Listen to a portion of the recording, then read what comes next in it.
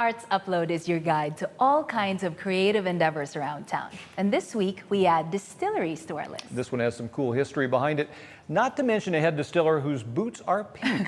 Producer and videographer John McGrath heads north of the river to show you Restless Spirits. Oh yeah, now you'll be on the list. Hey Pete. Good, how are you?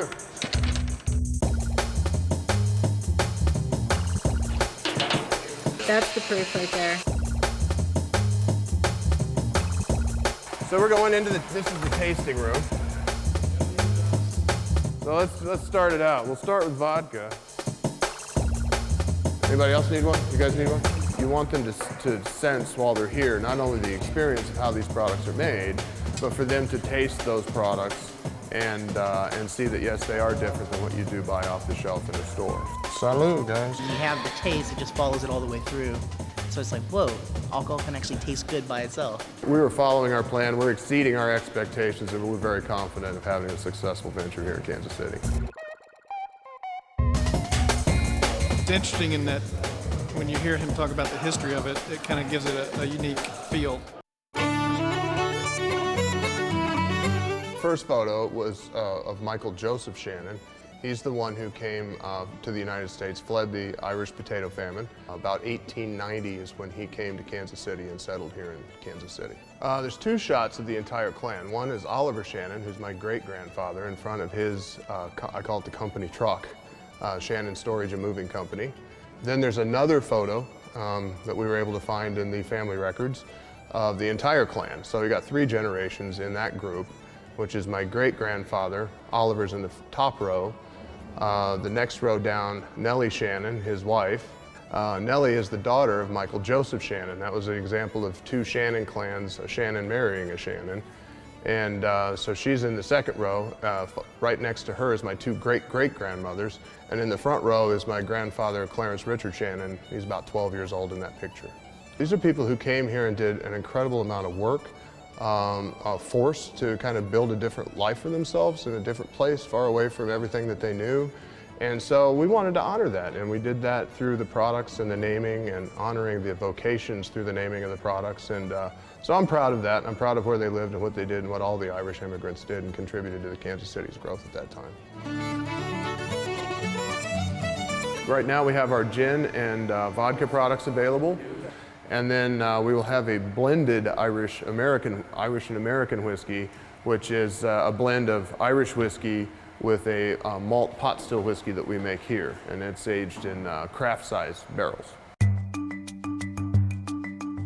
Definitely, female distiller, you gotta have pink boots.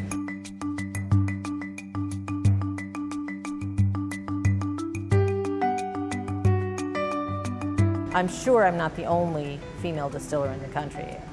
I can't remember their names, but I've seen some others mentioned, so yeah, I think we should have a club, I guess.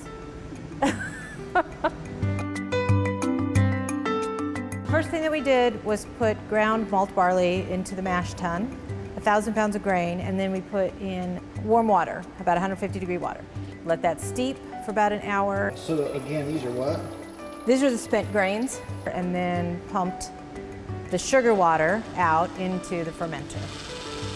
The fermenter, we cool the sugar water, throw in the yeast, and the yeast lives in there for 4 or 5 days. So for our process, it was 4 days, and then the 5th day, I cooled it so that the yeast would go to sleep and fall out. Now today, we are moving the beer that we just created in the fermenter over into the big still.